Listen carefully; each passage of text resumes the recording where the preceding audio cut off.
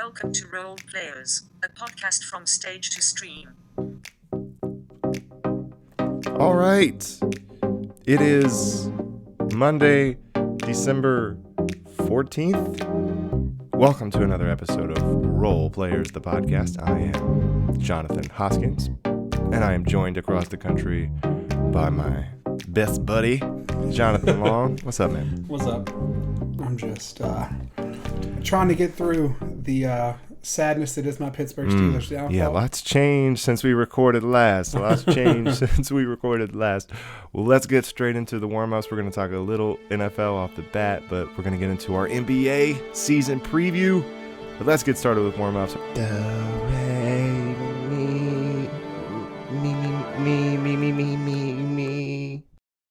So we're going to start right there, along with your Pittsburgh Steelers being defeated last night by the Buffalo Bills, who are looking very, very good. So, Long, my question for you is, who does this game matter more for? Does it say more about the Steelers struggling or the Bills' rise? I don't think it says much about either team, in all honesty, and I know that's going to sound like a non-answer. No, it sounds like some Pittsburgh Steeler bullshit. That's what it sounds like. Here's my thing with Pittsburgh right now. We know that we're hurt.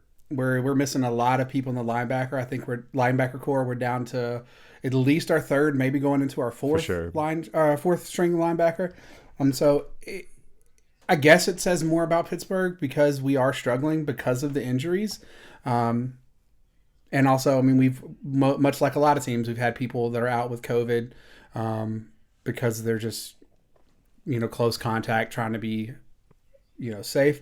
I will say if we drop another one and the Browns win tonight, we got to watch out. Yeah, the Browns are within striking distance for that division now, which is weird. And yeah, the Steelers could look at the side of we have injuries. That game was not.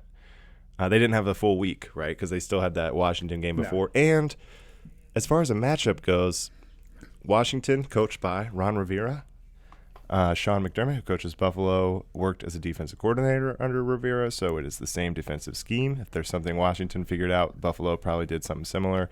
But the two things we've worried about most with the Steelers this year, as great as they had been, was injuries, which everyone has to deal with. We know that. But they're all coming at one position, which is linebacker, which is your the best position and most important on the Steelers' defense. Yeah, it is the bread and butter of our defense. And the other thing that we'd been worried about, which you saw last night, was Ben Roethlisberger.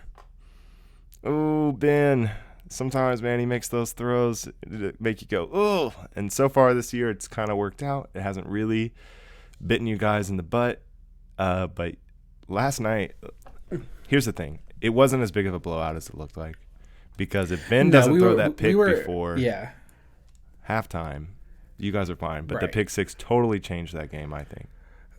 We were within striking distance, and then we allowed them to march down the field and put up 3, which put us down, 11 in that fourth quarter. And, I mean, we played smart to get down 8 so we could try to tie it up if we can get a stop. But we couldn't get a stop. Our defense is, like I've been saying, we're thin. And so the end of the game, we need to get the stop. Our players are worn out, it looks like. And so, we can't stop anyone until the red zone when we're playing the short field. When we got to cover a distance of field, we can't seem to do that at the end of the game right now because I'm blaming it on how thin we are. Yeah, there's also some things offensively they could do. It helps your defense We rest. could run the ball. There it is, run the ball. So, I'm as low as the Steelers could possibly get this regular season. They also clinched a playoff berth yesterday.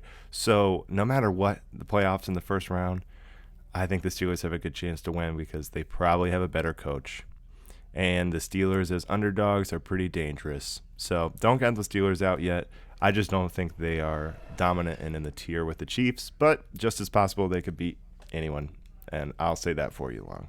They're good. They're still good. Well, it's okay, buddy. And here's my thing. The Chiefs looked beatable this weekend. They looked beatable until, the second half. Yeah. When your quarterback throws 3 picks and then you still are up 20.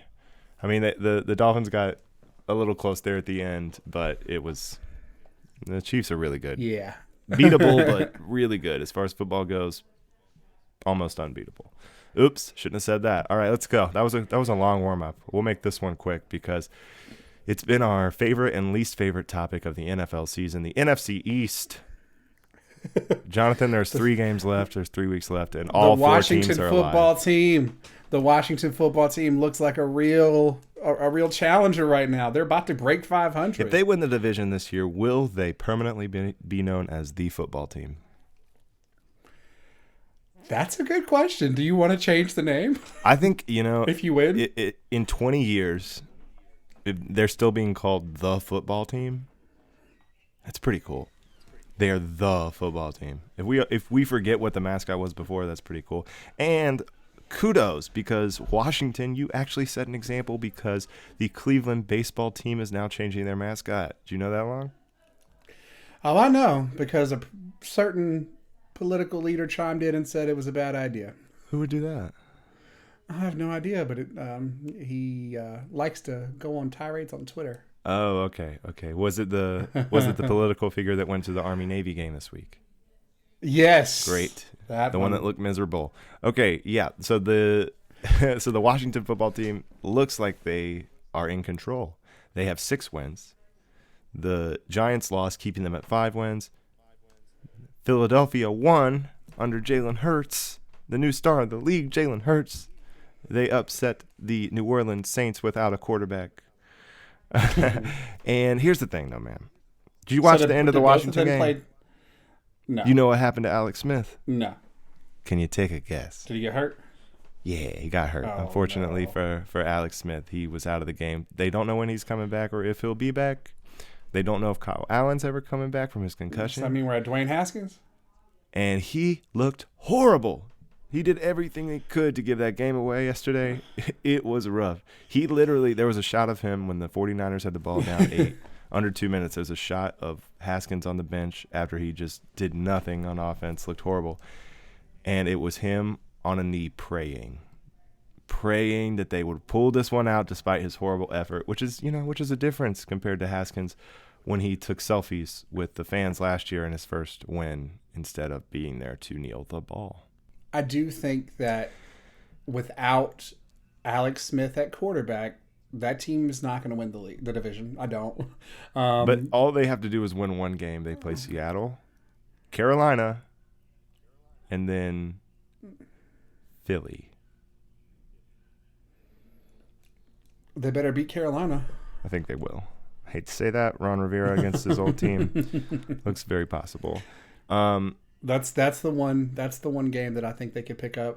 It's going to be hard to beat Seattle. Yeah, but also because Seattle's weak point is a defense, and you got someone that can't play quarterback. All they have to do is they could lose out and still win if these other teams catch L's. So it's not that bad. You're right. Does Dallas have any chance after Andy Dalton beat his former team yesterday? Do they have any chance to win this division?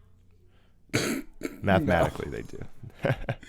Yeah, I mean, I'm aware of mathematics, but I'm talking about I'm being a realist. I'm being honest. All right, let's get off the NFC least.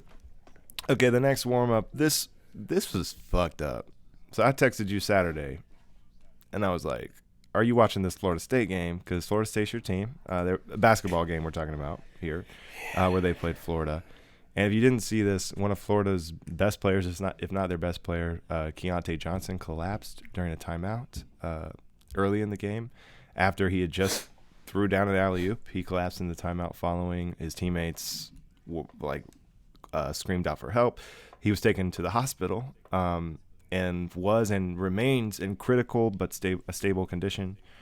And here's what I read that I didn't read initially, Long, is that in the summer he tested positive for COVID. He had COVID. And they're not giving – there's no information as to what happened there. And they're not going to give that away because of legal reasons because it's a school, right? So we don't know if it's COVID, if it's heart-related, if it's both, but they played the game. The newest update is that he is following simple commands after his coma. Oh, my gosh. That's – wow. I wonder what happened. So all the best to him and his family. Here's my thing. But, yeah, go ahead, Long. I'm a Florida State fan. I've never liked Florida for any reason whatsoever. I would have been completely okay if we would have called that game right there and just said it's not a game, but we throw this one out. Yeah. Because I'm sorry, player safety is more important than any individual game in college basketball. And there was no need for the players on the Florida bench to have to sit and play that game wondering what their teammate is going through right now. It's heartbreaking. Yeah. Okay, let's move on.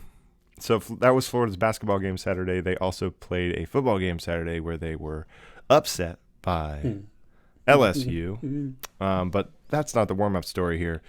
The story is before this game, when LSU was 3-5, they decided to give up their bowl eligibility for the 2020 season.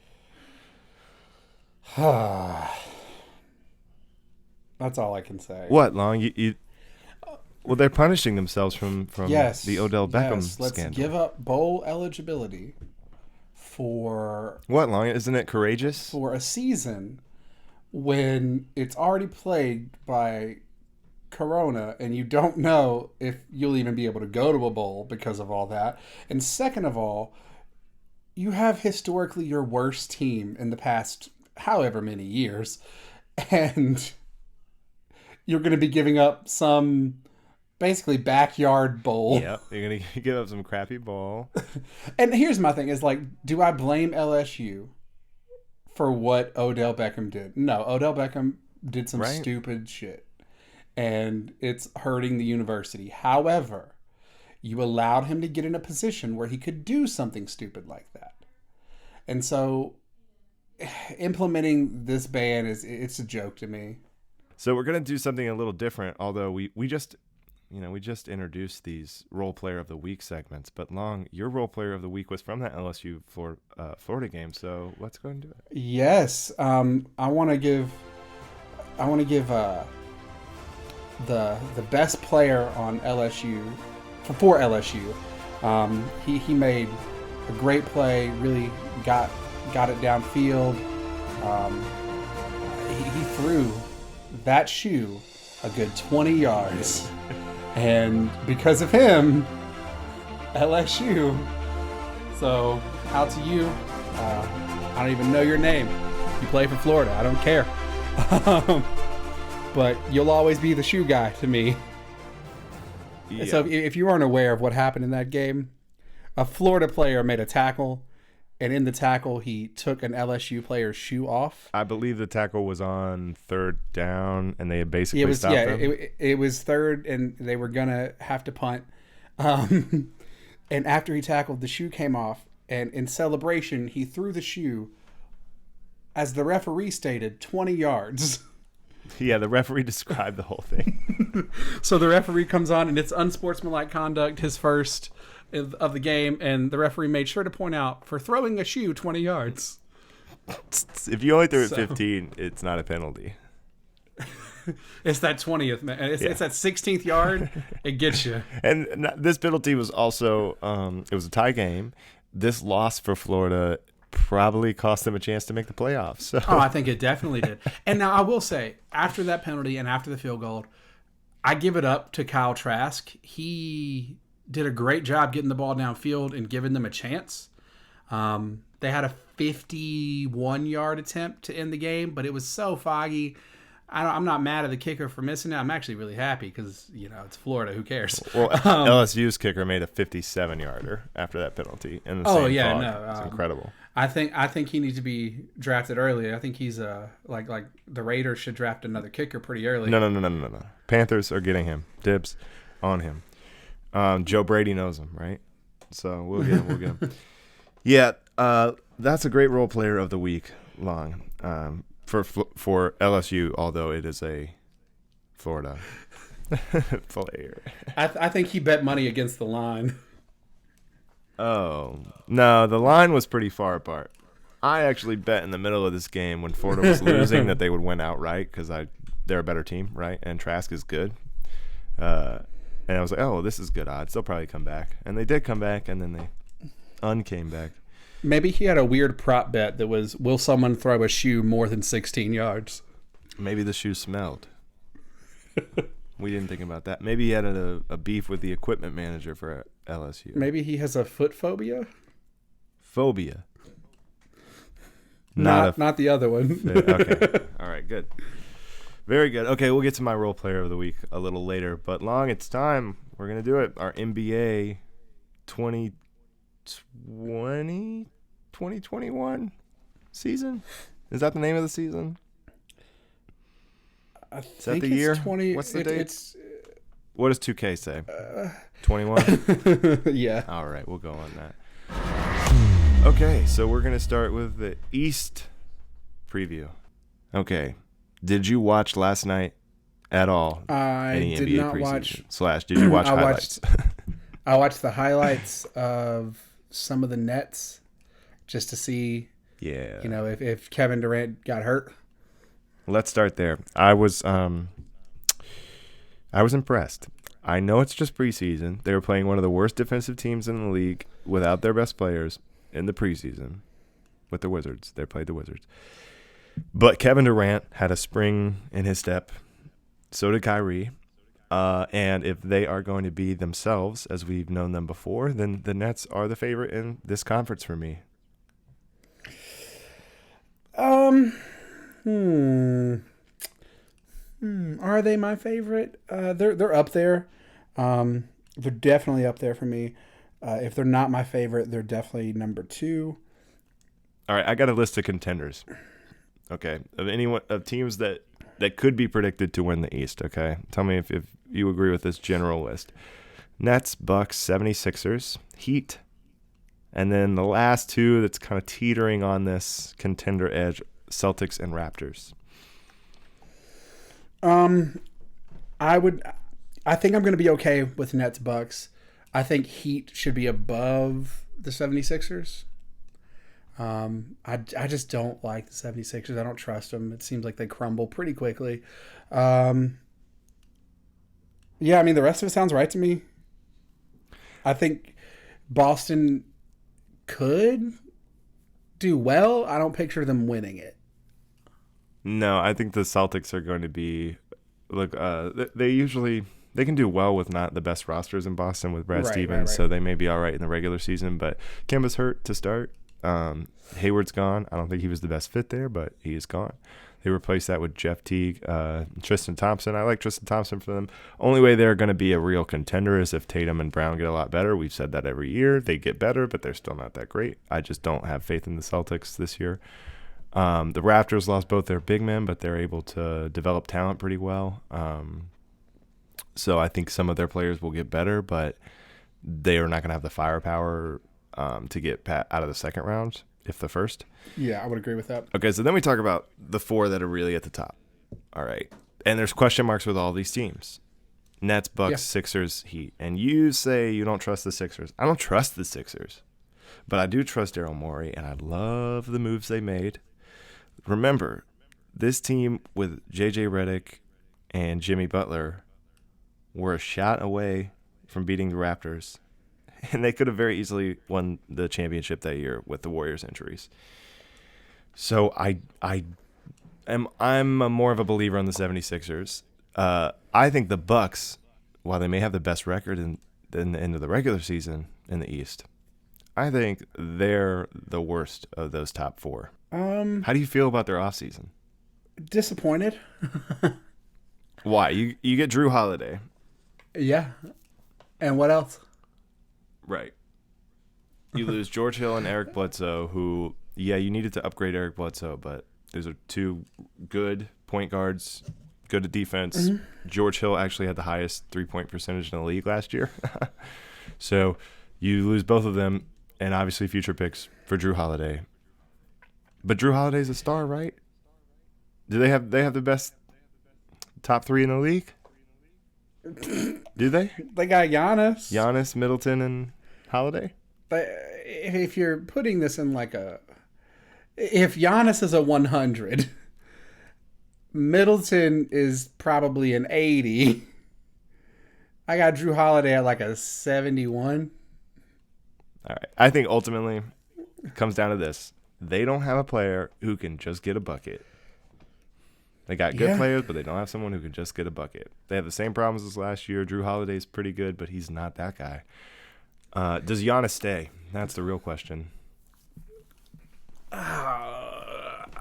He's gone. Get used My to thing it. is, I think like he might be loyal, but I don't think he's loyal to a flaw. And I think that this season's going to prove it. You know who they should pick up? JJ Barea. JJ Barea is available. I thought the Lakers should get him. We could say that though. Yeah. Or the Clippers really should try to get him. And what a class act by Mark Cuban, signing him to a $2.6 million deal just to let him go. That's great, but you realize that once he cuts him, the majority of that contract falls on. It's like part of the shared bargaining agreement, so it's on the whole league. Yeah. So the rest of the teams are paying for JJ Barea. So a great Swifty move there from Cuban. Cuban's like, haha, fuck your salary cap. Shark Tank. I'm not a believer in the Bucks. I'm not. I was last year, and then we got to the playoffs, and I saw that their problems are going to be deeper than I think they were willing to pay for this offseason. So that Bucks Heat series, you were riding on that Milwaukee bandwagon, and you were like, this bandwagon over here with the Heat looks pretty cool with Jimmy Butler, Tyler Hero, and Duncan Robinson, and of course Bam. But that looks a little better. So what do you think about the Heat this year? I still like the Heat. What I don't like is if James Harden ends up there. Oh, is James Harden on? Is he in trade rumors right now? Obviously, that's a big cloud hanging over all these predictions. Is what could happen there. I like them. I like them less with James Harden. Well, him in Miami is asking for trouble, right? I want to get on a tangent about James Harden, but I'm going to wait because it's something I want to bring up. That's great. Hold on to it. We'll definitely get there. Okay, so to finish up the East, the contenders in the East, I'm just going to say that I really, really like the Sixers. I think the Nets should be the favorite, but I don't think they can defend, and I think the Sixers could very easily make a run. I think they have great surrounding pieces, and I promise you by the trade deadline, I don't think they're going to get Harden because I think Daryl Morey left for a motherfucking reason. I don't think he actually wants him. Okay, I think he left for that. But they're going to be better after the trade deadline because every Daryl Morey team has done that. They've made a big move or a somewhat big move to do something, adding Covington last year. A substantial move to add to what they need. I mean, their lineup is great, man. I love Seth Curry on that team. What if Daryl Morey tries to get Covington back? No, from the Blazers did a lot to get him. No. Okay, let's move on to not the contenders and kind of a more interesting thing to watch during the regular season because the contender stuff we're not going to know till the playoffs. All right, but the playoff picture. The Pacers did nothing to add to their roster. You could think that they're in the contender conversation maybe, but I think they're slipping a little bit. I don't like that they got rid of Nate McMillan either as head coach. Okay, but then here's the really interesting teams to me, and let's focus on these two. Wizards and Hawks made hella moves to make their team better, and both of these front offices are in a major push for the playoffs. Okay, so let's count the teams, though. Contenders, Nets, Bucks, Sixers, Heat, Celtics, Raptors. That's 6. We both agree all 6 of those teams, barring incredible injury, will make the playoffs, right? That leaves, if I remember, 2 spots. Of course, there's 10 teams technically that will make it and get in the play-in, but still 2 spots. So if you think the Pacers are going to hold steady, okay, there will be the 7th spot. And then there's 1 spot between the Wizards, Hawks, Magic, Hornets, Bulls. I like the Wizards, and here's why. I mean, Russell Westbrook has single-handedly taken a team to the playoffs before. Right. Was 3rd team All-NBA last season too. So it's not like I know he's had playoff struggles and dealt with injuries, but was 3rd team All-NBA last year. Yeah, I guess I guess I got to pick.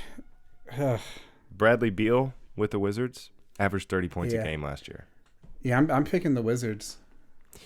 Okay, well, I'll just argue the Hawks because I love what the Hawks did. They have a great roster. They added Gallo and Boban, Rondo. A great signing they got, Chris Dunn, one of the best defensive guards, which they really need defense. They still have Reddish and Hunter as young wings. Capella didn't even play for them last year, and now he's going to be in the rotation.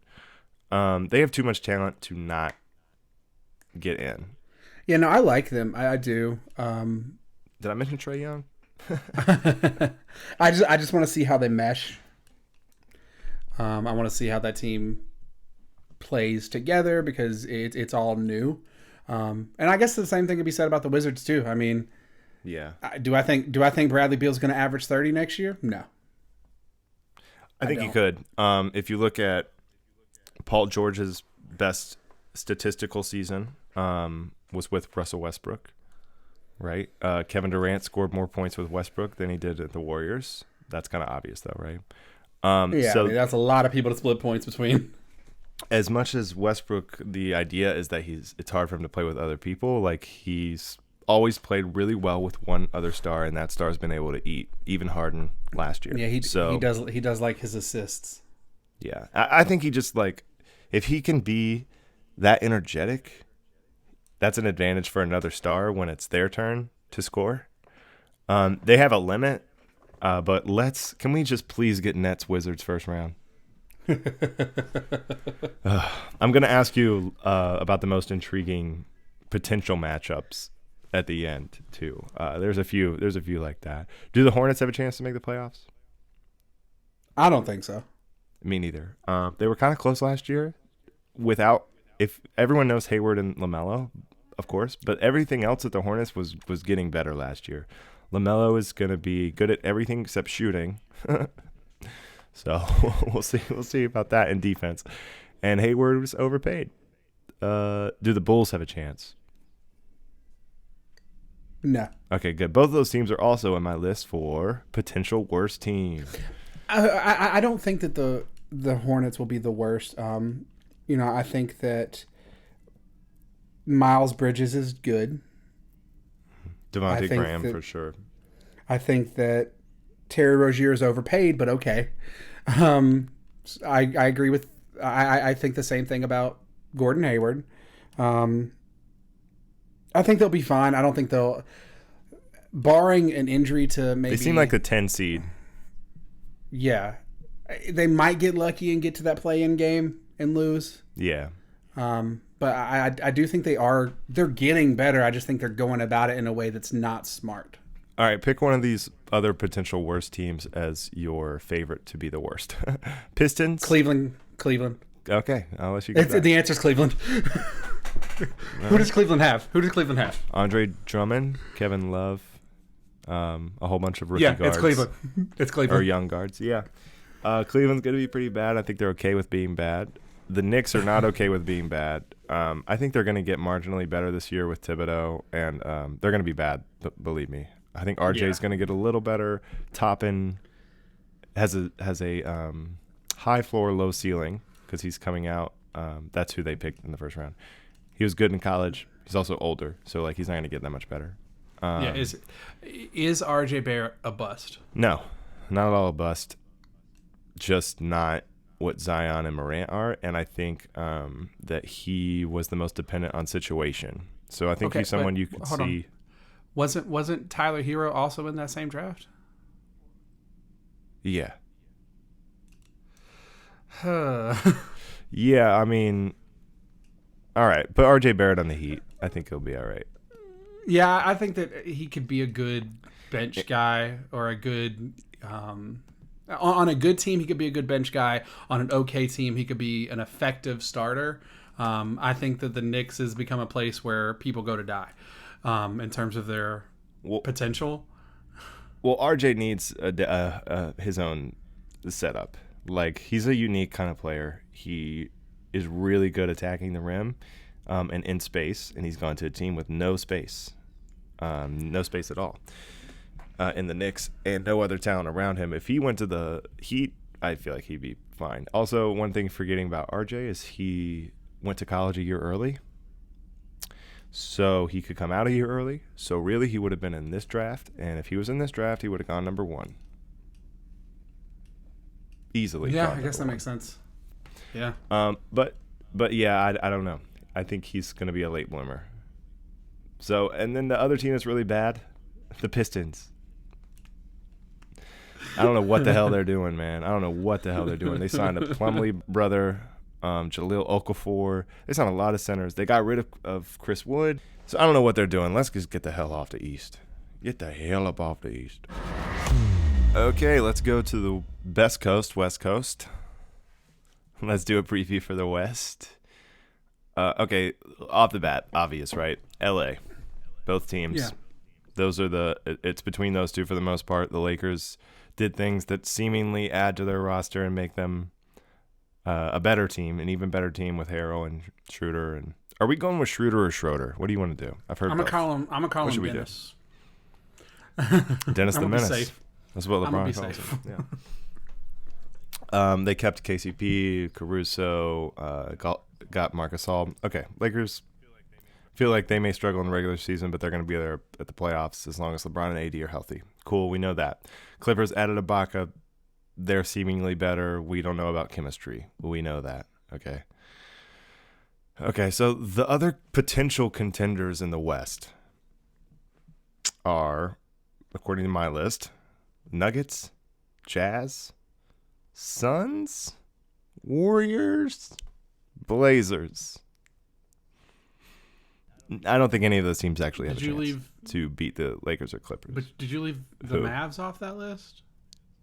Oh, the Mavs are another one. Okay. The Mavs. If the Warriors, Blazers are on it, then the Mavs too. Yeah, Luka. Did you leave the Rockets off that list? I did. I would have too. Yeah. I like Phoenix. I don't think they're going to be winning the West. I do think they'll be competitive. I like Denver. I don't know if they did anything to help them beat LA. Right. Either LA. Completely. Yeah.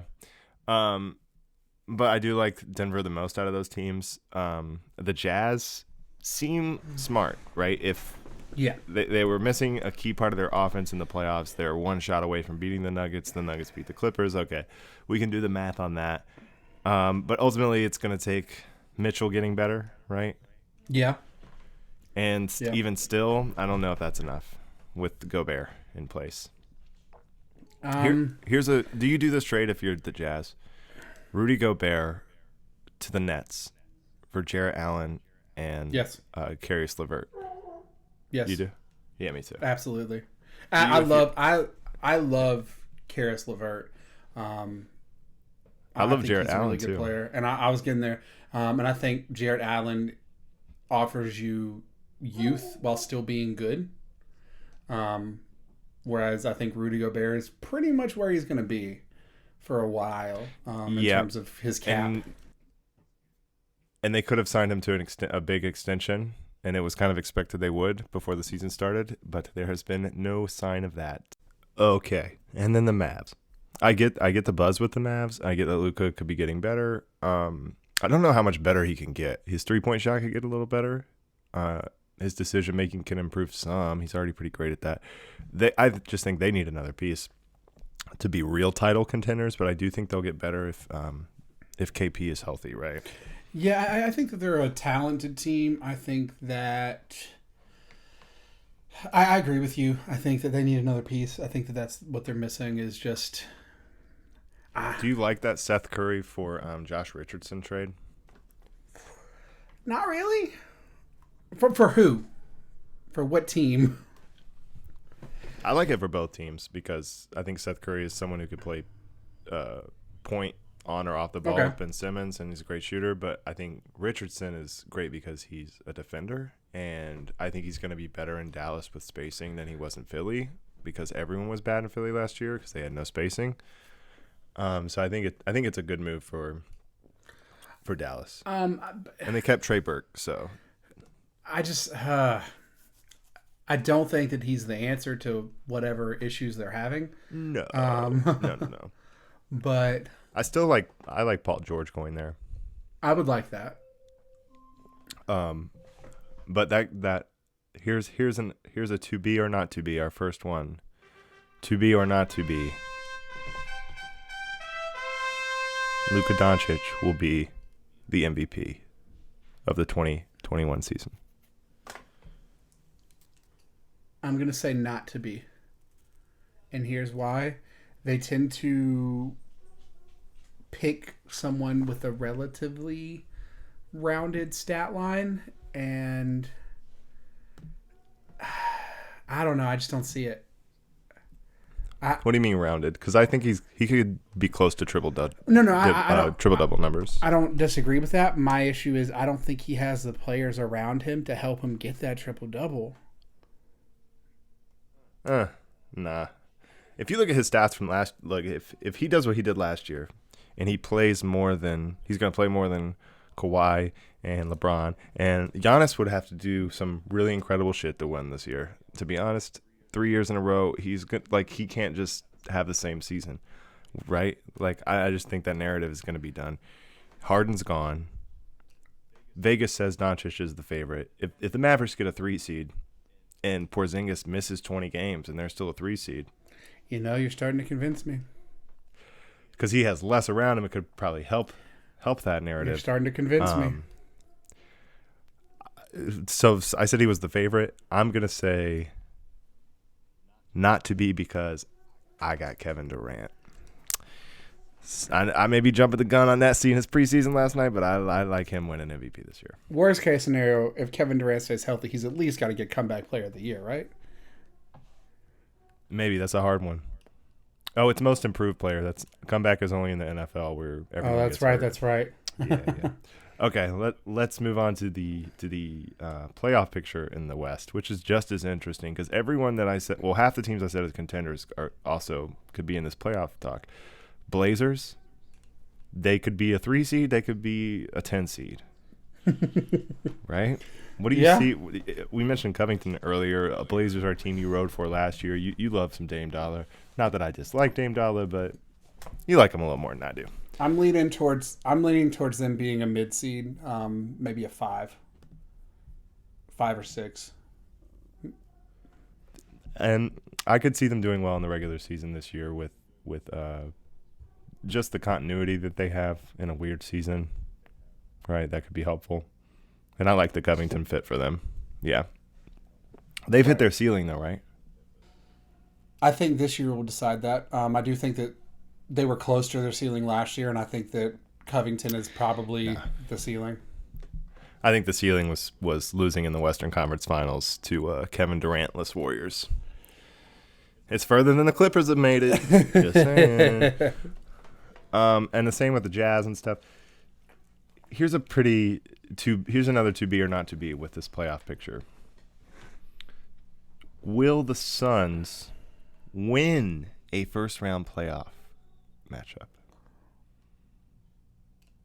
Not counting a play-in. I think it's going to depend on the matchup. Yeah, because are they going to have home court? I think it's possible they could get a 4 seed. I think it's unlikely. I have them at I think they could be as high as a 3 seed because I don't think the Clippers are as good as they were last year. I think the Clippers and Lakers could end up being 5 and 6 seeds. Shit. Yeah, who knows in the West? But I think I don't see the Suns being more than a 3 seed. I would stick them somewhere between a 4 and a. I'm gonna say a 4 and a 7. I don't think they're gonna be the 8th seed. I think they're better than that. But if you say it depends on the matchup, what's an example of a team you're like? I know this is far away, of course, but what's the team you're like? Oh, they could beat them in the first round. Let's see. To a team is like, if OKC makes it, which I don't think they will, they could beat OKC. Okay, that's on my worst teams of the league list. All right. I think if Houston makes it, which I don't think they will. If James Harden's on that team, Yeah. they're That's going to something. be in the If James playoffs. Harden lasts, then they will. I think they could beat them. I think they could beat a Denver. Denver is who knows with Denver. I think that's the one team I would say I like Denver. that would be tough for them because Jokic and Aiden. Yeah, Jokic is a hard ask for any team. I think they could beat the Clippers. I think they could beat the Mavs. Look, they could really beat anyone. They have Chris Paul. Like, they have Chris Paul like in a playoff series. I think it's going to be close if they have Booker and Chris Paul. I'm going to go out on a limb and say they are going to win a first-round playoff series. Yeah, I would agree with that. If Memphis makes it, then I think yeah. So these are the other teams. So we did the full playoff picture. So let's just go ahead and assume the following teams will be in the playoffs: Lakers, Clippers, Nuggets, Jazz, Blazers, Mavericks. Lakers, Clippers, Nuggets, Jazz, Blazers, Mavericks. Then we're saying the Suns. That's 7 already. Okay, then we said if James Harden's on the Rockets, they'll make it. That's 8. And then you have the 2 play-in spots left between the Pelicans and Grizzlies. Sound right? What do you think about the T-Wolves? They're kind of going... Did we leave the Warriors out? I did. That's the other the bottom of the West is going to be amazing because look, we said the Suns could win a first-round series. We are not in the majority with that opinion. They are a borderline playoff team to most people. I'm not going to say the Warriors are going to make the playoffs this year because I don't know how they're going to stack up. I don't know how healthy they're going to be. I don't know what it's going to be like without Clay. Clay was way better at defense than Steph, and they kind of needed that. Definitely. I think Clay was just as, if not more important than Draymond, as like everyone talked about Draymond being this unique puzzle piece that made everything work, and I'm not saying he wasn't, but Clay was more important to that. Like, I was playing Blacktop on 2K, and me and my friend were like drafting really good players. And he was like, dang, I want to take Clay, but like he's only at 90 or whatever the like classic Klay Thompson was, right? But like his value is so much more than that. Like, don't use Klay Thompson to handle and to do crazy dunks, right? That would make him 100. Do what he's great at. It's defense. It's shooting. And the worst offseason of the entire offseason was the Warriors because that injury. And that really stinks for the NBA because I think everyone was looking forward to the Warriors being back with the Clippers and the Lakers and that being a California showdown of juggernauts. But not going to get that. Maybe James Wiseman will make them great. And now it's like the Warriors, they could fit as a borderline playoff team, or they could be somewhere in the middle of that discussion. I don't know. I don't know what to expect of the Warriors. It's going to be tough. It's going to be weird. But like I said, with Luka and the Mavs being a 3 seed, how is Luka not MVP? Same thing with Curry, man. If the Warriors end up being a 3 seed or you know, really in the thick of it, and he's got another statistically great year, he could be MVP again. Yeah. Okay, so between the Grizzlies and the Pelicans, though, 2 young teams. Pelicans did a lot. Steven Adams is there now. Eric Bledsoe is there. No Drew Holiday. Between those 2 teams, who do you like more this season? I'm going to abstain from that pick because I want to see Zion play full games before I make that pick. Based on paper, I want to say the Pelicans. Yeah. But I don't know his physical ability in the NBA and how well he can stay up for a whole season. Idealistically, and they did some questionable moves there too that didn't that don't keep the floor spaced out for him. I mean, idealistically, Zion's up all year. He plays great. That's what I want to see. Right. I'm not a Duke fan, but I love watching Zion when he was at Duke. We want to see Pelicans Lakers. Again, I haven't got there yet to the best series that could happen, but I want to see Zion versus AD. You know, I just think that would be great. I'm with you. I want it to be the Pelicans. The Grizzlies seem like they have a better infrastructure from last season. But the Pelicans have more talent. Ingram, Zion. Bledsoe is better than people think, especially in the regular season. Still great defensively. I wouldn't be surprised if the Pelicans ended up making a trade this season. I think they are the ones who should get James Harden. Don't do that. I would hate that. I kind of would, but it makes a lot more sense. Do you trade Brandon Ingram and Lonzo Ball and a future pick? One of the picks the Bucks gave you. But I Or do you trade that for James Harden? I like Brandon Ingram. Me too. I love Brandon Ingram. That's a big team in terms of just sheer length. I mean, Zion's big, Steven Adams is big, Brandon Ingram is big. They said this year, Stan Van Gundy, their new coach, love Stan Van Gundy. Great guy. Really a great guy. A really great man, based on some of the stuff he's been outspoken about. He said, or maybe it was David Griffin, their general manager. They said they're leaning towards Zion trying to play more three. And at first I was like, that's bullshit. Why did they even say that? Then I thought about it, and it's just a technicality because I think they're going to play Adams at 5, Ingram at 4, Zion at 3, which is it's the same. That's a big team. I think they're going to lead the league in rebounds. They this year. should if they keep Brandon Ingram. They should. Okay. So let's move on from those are our predictions for the playoffs. The worst team we left off, the Timberwolves, man. Oh. The Timberwolves are desperately trying to make the playoffs too. That's why they got D'Angelo Russell. They want to get Karl Anthony Towns to stay. They tried to trade that first pick, but they ended up sticking with Anthony Edwards. If they end up the worst team in the league this year, Karl Anthony Towns is out. Actually, if they don't make the playoffs, he's out, right? I would say so. Me too. I mean, would you want to stay there? No. The thing is, he's been linked to Devin Booker a lot, and I think Devin Booker is going to stay. But who knows? I heard Ayton from the Suns could be on the market this season if it doesn't work quickly with the Suns because they want to win now. So maybe if you're the Suns, you say, all right, or maybe if you're the Timberwolves and Cat wants out of there, you go, all right, Suns, we'll make a deal work. We want Ayton and picks and some of your young talent. That would be a great. But I think the T-Wolves are going to be super not interesting this year. Yeah. Did the Kings do anything?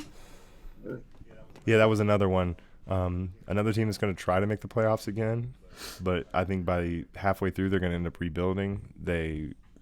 I think it was okay. So they got rid of Bogdanovich, right? They could have signed him. They got Hassan Whiteside though, right? Yeah. But the biggest thing they did was extend Fox, right? And so he's got a huge. He started to look more like the player that he was drafted to be.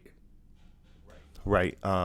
And his rookie season was great. He just needs the right pieces around him. Don't know what's going to happen to Buddy Hield. But my thought is they did just enough to seem like they were going to try to be a playoff contender to re-sign Fox. And once the season starts and they realize they really don't have a chance, then they're going to make some moves. And we'll see if Bagley can get better. I hope he can. But I just don't. There's too many good teams in the West this year. It's like these teams are better than the Hornets, right? They would make it in the East, but also they took the Kings took the Hornets' best player of all time. What? Frank the Tank.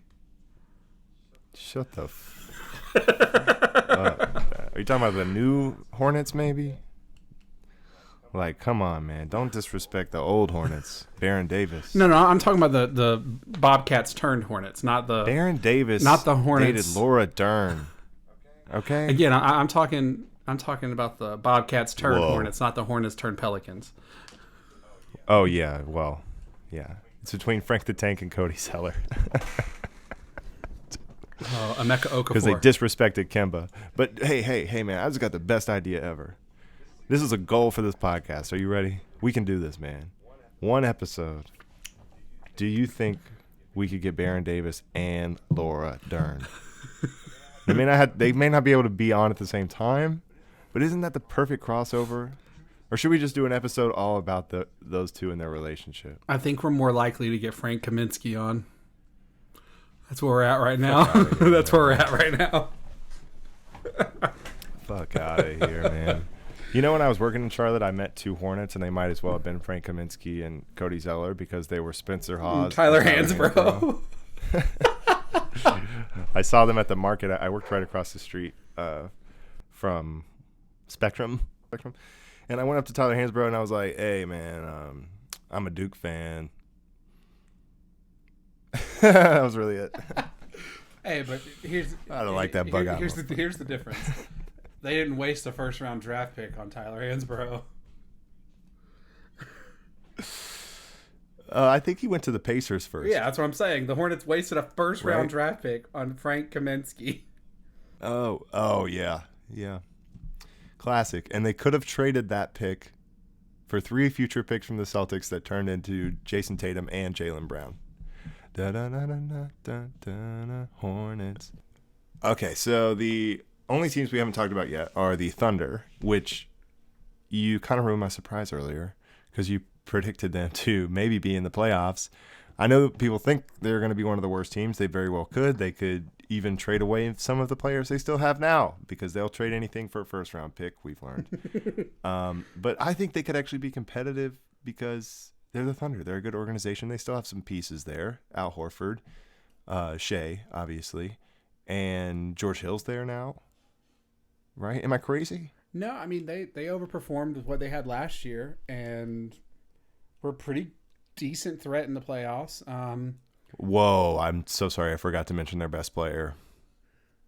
Go ahead. Lou Dort. No, I do like them. I think that they are a good team. I think that they're... I don't know what they've done to get these young guys that are overperforming like this, but... In general, they draft well. They missed a few times, but obviously Durant, Westbrook, Harden.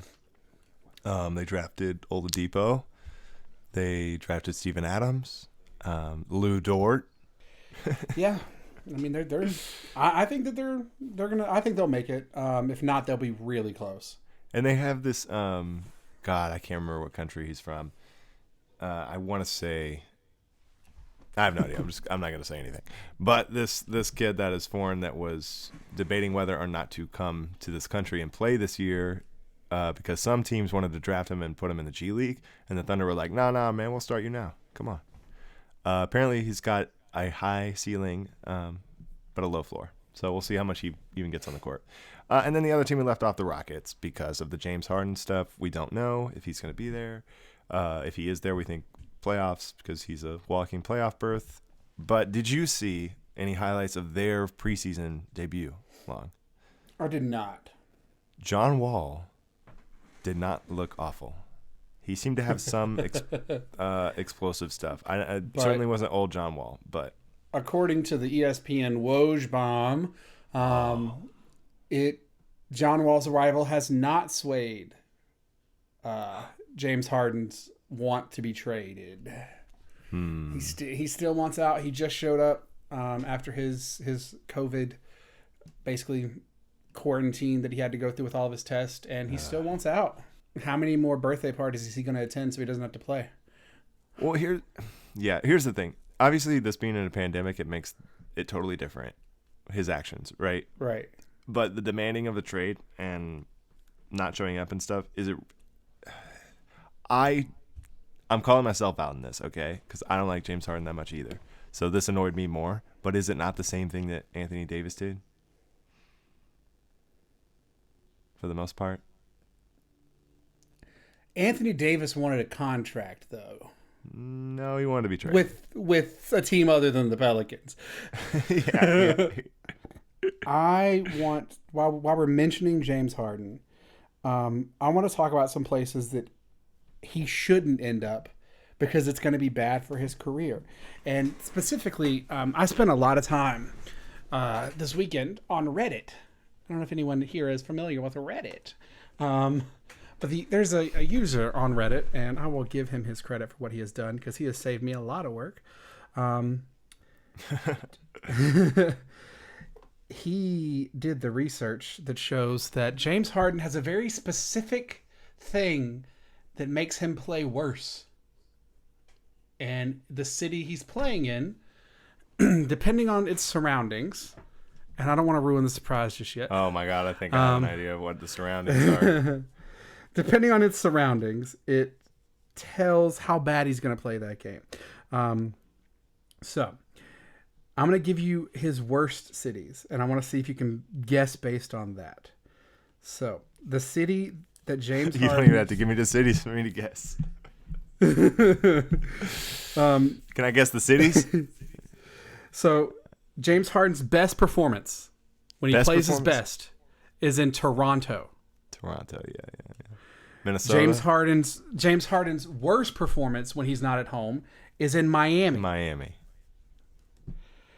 Salt Lake City has the third ranked thing that's keeping him back, which is a big surprise. That's the biggest surprise of them all. What is it? Is it multiple wives? No. Well, the Salt Lake City threw me off. Is it strip clubs? It is strip clubs. James Harden surprise. plays statistically worst in cities that have highly ranked strip clubs. How does he play in Atlanta? Let's see.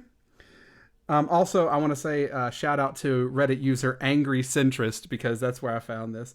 But I want to say Atlanta's pretty high up on the place on the chart.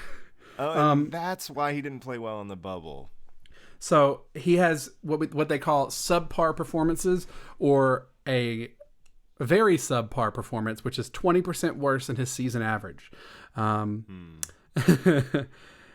Yeah, it's pretty bad. It's pretty bad. Wait. Salt Lake City is third? Yeah, it surprised what me. are the rankings for strip club places? I don't have that right now. Oh my gosh. I'm so trying to prepared. I'm getting to the screenshots. I have to pull things up. All right, so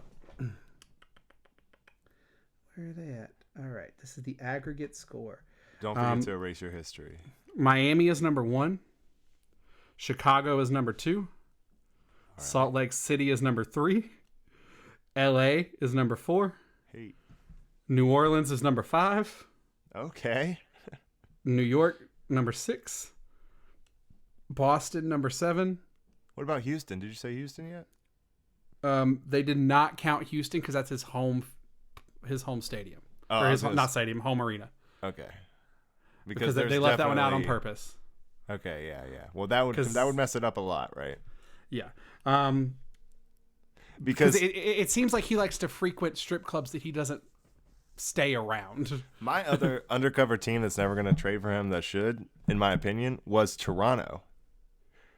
Because you could trade some of that young talent, and I really just think he would play better in Toronto. You know where he should go? He should go to the third worst city.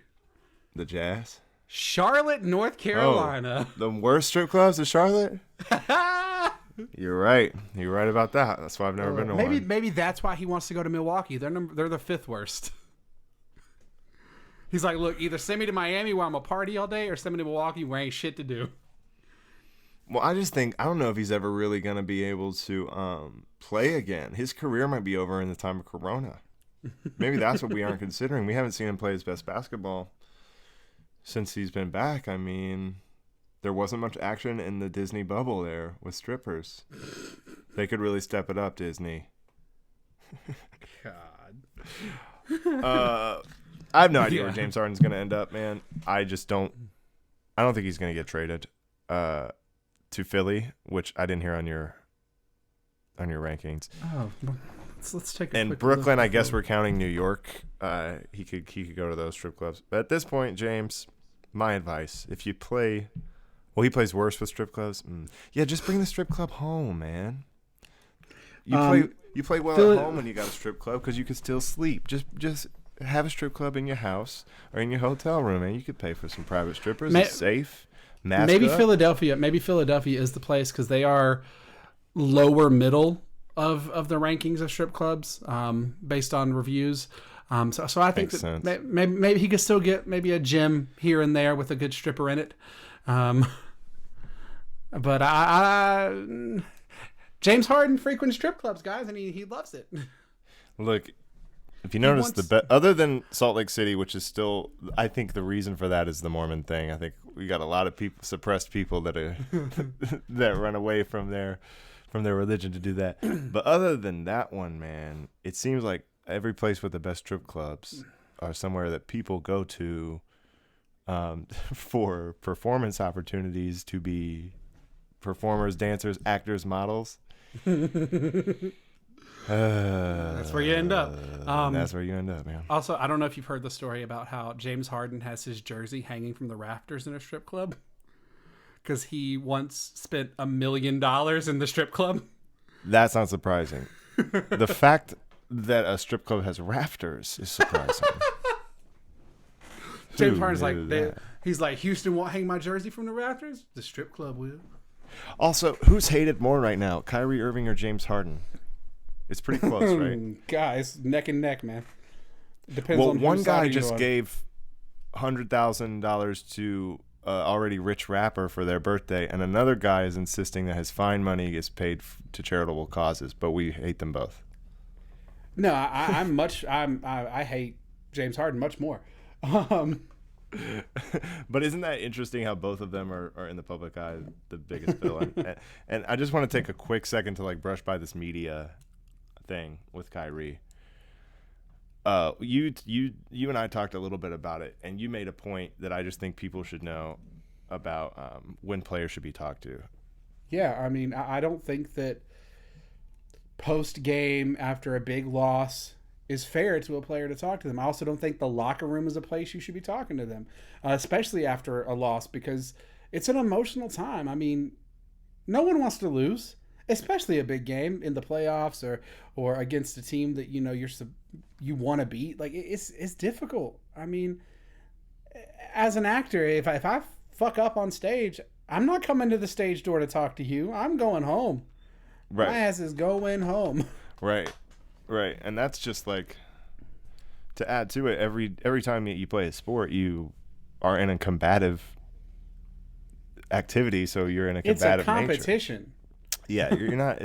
You're not in the most friendly mood. I totally agree with you there. If we're gonna criticize these people that much, I agreed with people's takes that if it's part of your contract to do that, then you have to do it, or they're gonna fine you. It's not. To me, that just means, hey, we pay you $25,000 to talk to the media. If you don't talk to the media, then we take that out of your check. So to me, there's nothing wrong with that. And you know what I mean? Like, if that's what Kyrie wants to do. And the other thing I said to you, I heard a lot of people in the media say, all Kyrie has to do is tell us why he doesn't want to talk to us. He's said it. He's been pretty clear that he doesn't like the media. He doesn't like how narratives are changed and how words are taken out of context and why people don't understand him. And y'all don't like the answer, media. You just don't like the answer. And you and I, Long, have already criticized Kyrie a little bit on here. And I know this because I re-listened to it and I debated whether or not to cut it. You said, I don't like his personality. And I want you to clarify that because I know we know this. We're talking about these people as characters in a story. For the most part. I mean, he could as be a man, the nicest. We don't know any of these dudes. He could be the nicest person outside of basketball that I could ever meet. He's a fellow theater major. I know. What I don't like about Kyrie is the way he did LeBron. Yeah. Saying that, basically saying KD's the only person that could take the last shot besides him. I don't like his I hope it's a joke. I can't tell with Kyrie sometimes. His flat earth theory. I got no idea on that one. That's rough. And that's the thing is like, as a bystander who has never met Kyrie Irving, who probably never will meet Kyrie Irving, it's hard to say because I'm not going to lie. If I was a famous professional athlete, I'd probably say some reckless shit just to troll people. And who knows if I'm being serious? You It'd be definitely funny. would. It'd be funny. It would be, undoubtedly. And yeah, I think that it's one of those things like he has a platform and he's supposed to use it in a certain way, and it's something that has become more asked of athletes lately than it used to be. Unfortunately for Kyrie, you have people like the LeBrons that are using their platform for big social justice, and it's a weird time to not talk to the media. Yeah, and he has every right. Kyrie he has every right not to. Does want to make change in social justice and has been outspoken on that. And it's like everything, man, has pros and cons. The media makes you, as much as it annoys you, like it's part of the reason you got such a big sneaker deal is because you were that famous. It's like it helps drive your jersey sales. Right. And I don't think that's any reason to disrespect someone, but I'm just saying everyone could use some perspective. From Kyrie to the media to us fans, like we can't think that the narrative that is created from sports and from the media in sports is what a person is as a person. All of these men that are in the NBA, especially and in most sports, are incredible people because they've had to get to the highest level of something, and a lot of them have to have a lot of money and have a lot more responsibility than I ever will. So anyway, man, let's just move on. We're not in the media or athletes, really. I guess, are we media? We are not big enough to call ourselves media. Exactly. So, but we will be if we keep having segments like this. And that brings me to my next to be or not to be. Paul George will be a Clipper next season. For those of you who don't know, Paul George signed a 5-year extension, a max extension to be a lifetime Clipper, according to him. Do you think he'll be a Clipper next season? Kawhi's on 1 year.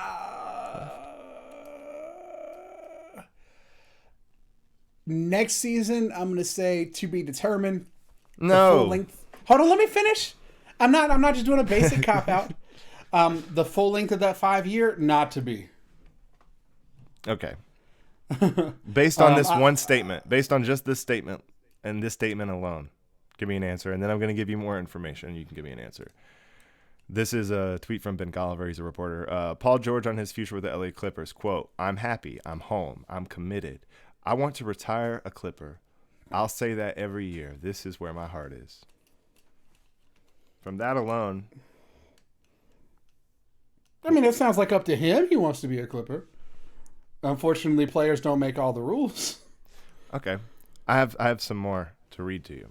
What about after this? What do you think? After re-signing with Oklahoma City Thunder in 2018, Paul George made comments about wanting to stay in Oklahoma City. He said, quote, "I'm here to stay. We can bring this home." 1 year later, he requested a trade. One more. 2017. I feel like I know where this is going. George stated he never wants to leave Indy. Months later, he was traded to Oklahoma City. It seems like Paul George makes the "I'm here forever" right before he gets shipped out. Yeah. Oh, and that one he did request a trade too. So he has requested a trade every time he's done that. Here's the thing, like you said, it's not up to Paul George. I think the Clippers just made a boss move because they said we're going to trade you, or we're going to sign you so we could trade you. Yeah. And if it works this year and they win a championship, then cool, Kawhi will want to stay. And if it doesn't work, Kawhi may want to come back because we're going to trade you for something else. Or if Kawhi leaves, we're going to trade you for Michael Porter Jr. and rebuild. Or if Kawhi leaves, we're going to trade, for picks. Mm-hmm. I think it was a great Here's move my for the thing. Clippers. Yeah, it was smart. Where does Kawhi go if he doesn't stay? Yeah, that's really... Because I think it's... We have no idea, though, because Giannis could be up. George could be up. Kawhi could be up. Everyone could go to the Knicks. That could finally happen. Who knows? That Knicks team would be kind of scary. Well, George can't be up anymore, but he could have been. Yeah. Yeah. We have no idea. And another thing, what if the Suns thing kind of sort of works. And they're like a bottom playoff team, and they have 1 year left of Chris Paul. What if they want to get rid of him for something? And he goes, we have no idea. I think Kawhi will probably stay in Los Angeles because they're doing what he wants them to do for the most part. Right. And they're going to throw whatever they can at him, but I don't know where he goes. But also, Kawhi is one of the hardest people to predict because he don't say nothing. Mm-mm. Like, he could be unhappy right now, and I wouldn't know. Apparently, this year he's been told to be a leader more, so he's talking more on the court, and you can hear audio in the preseason game when Montrezl Harrell shoots. Kawhi goes, hell no. So I'm looking forward to more audio like that with no fans in the stands. We'll get some Kawhi Leonard sound. It's also rumored that the Clippers could have done that for the potential to get Harden later.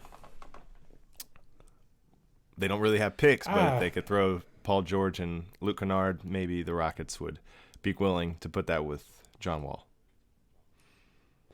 I think a lot of people are going to overbuy for Harden because we forget Harden is 31 years old. And he's not built like LeBron James. But he's on 2 years now. The only way someone could overbuy is if they get him with a contract extension, right? Yeah.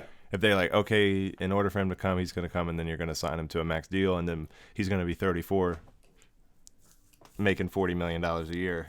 And it's like, oh, shit. Right? I agree. Yeah, you got to be careful if you're trying to get James Harden. You don't want to go in. Like, do I think James Harden is a prolific scorer? It's going to hurt me to say this, but yes. I can't stand watching him play, but he gets the ball in the hoop. Man. But what's the difference if the Raptors got Kawhi with 1 year left? Yeah. They got rid of at the time, was their best player. So I mean, that's a move you could try to make. If you can win now, it's okay. Yeah. To me, it is not a building for the future kind of sign. No. We got to win now. Which is why you don't like the idea of him going to the Pelicans. No. Yeah, because he definitely won't extend to New Orleans. Although, if they're number 3, what are they? Number 4? They're top 5. Hey, they're on the list, man. Also, thanks, James Harden, for getting little baby back in the spotlight. He needed a little more shine. He had started to fade a little bit, and we just need a reminder. Okay, so before we move on from the NBA real quick, final predictions, but also what's the most interesting finals matchup? I do like the Pelicans Lakers matchup. That'd be fun. In the playoffs? Yeah. Oh, sorry, you're talking about in overall finals?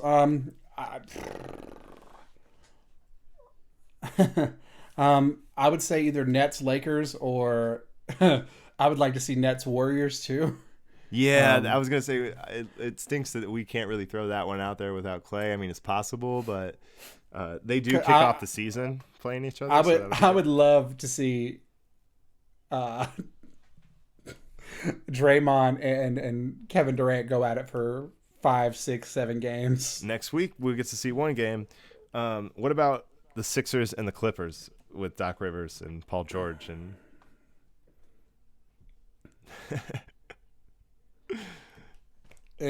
not as interesting because the basketball isn't as interesting, but the storylines are pretty interesting. Yeah, but I think the storyline between LeBron and Kyrie's interesting.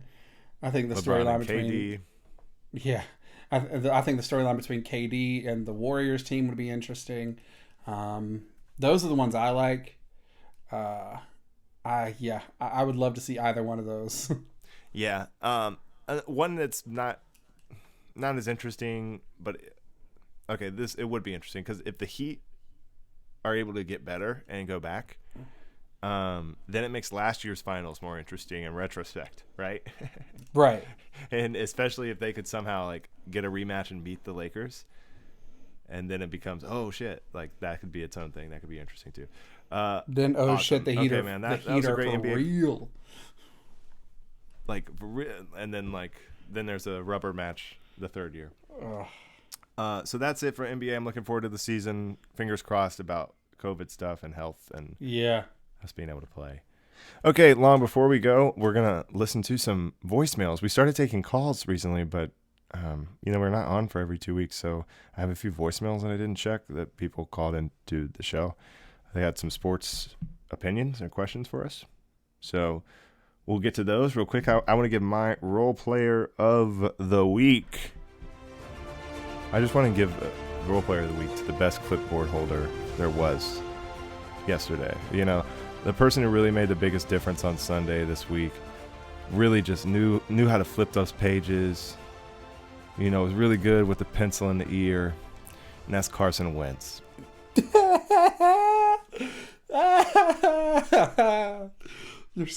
wrong for that. Hey, when you hold on to the ball too long, you end up holding on to the clipboard.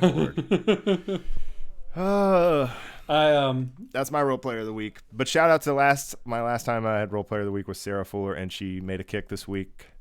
Vanderbilt got her in position. Yeah. Good job. You're so wrong for that still.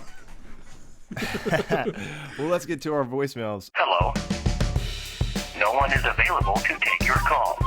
Please leave a message after the tone.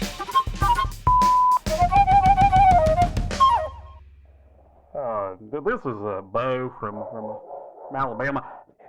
You don't shut up, Buster. Shut the hell up. I'm just calling to say, them Cowboys. How about them Cowboys? They picked up a big win. A Red Rocket looked like he's killing it out there. Dak Prescott, who? We got the Red Rocket. And I just want to say, if it ain't this year, next year's our year. All right. Oh, boy. Bo. Oh, Bo. Wow. You think that was Bo Burnham? No, I don't. No, Bo, probably not. Every year is your year, man. Every year is a Cowboys year, right? Don't pick on him. I mean, he called us. He's one of our loyal listeners. Thanks for calling, Bo. We appreciate it, Bo, but good luck, I guess. I feel sorry for you a little bit, Bo, if you still think this is your year. But mathematically, I guess your team is still in it. We said that earlier. Red Rocket shout out.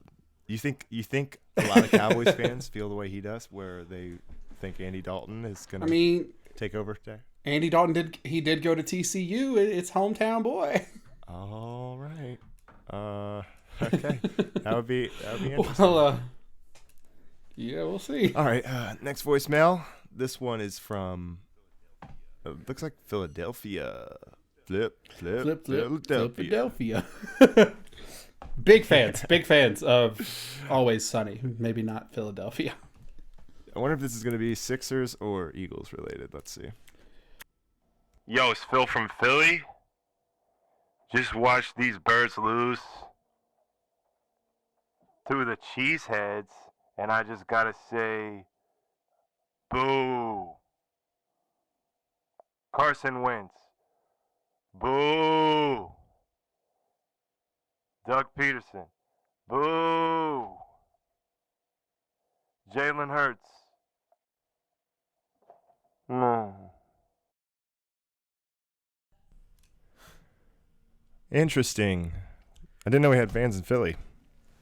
I didn't know Philly had fans still. Of course they have fans, man. They're used to being way worse than this. That is very true. That Super Bowl, I kind of think, obviously that Super Bowl was really important. I have a couple good friends from Philly, Dion from Philly. That mattered to them a lot, but they're better in this role. Angsty. I also think that the after Jalen Hurts was very telling. Well, let's see. We got that voicemail last week. This was before they saw his performance this week. And my opinion, although he won and he looked poised and made some good plays, I think my opinion on Jalen Hurts is still I kind of agree with his opinion. Pretty telling. I mean, it's been right. Sorry we couldn't get to we didn't answer your call that time, Phil, but thanks for leaving us a message. All right, let's go to another message. This one is from, I don't even know where this area code is from. Let's check it out. Hey, this is Bo again, and I'm calling because from what I understand, y'all some Southern boys from the South Carolina, and y'all got that Clemson and that state. Then, damn it, Bear Bryant! Bear, you okay? Yeah, that's him, Bear. I just wanted to call and say, roll Tide. Oh my gosh. So it sounds like Bo's an avid listener, huh? He called twice. Well, okay, let's talk about this. I didn't even want to call him out for the dog in the first one. All right, I get it. Even your dog barks sometimes, so like we get it. But first, he called his dog Buster. Then he called his dog Bear Bryant. So You think that? Hold on. You think the dog's name is Buster Bear Bryant? Oh, wow. Yo, But Bo has Buster Bear Bryant. I mean, I thought Buster This could guy's be a filled nickname with or it was alliteration. two dogs because it sounded like a lot of dogs. Actually, it could have been. Never stopped. Wow, that's interesting. Buster Bear Bryant, and he made a great point.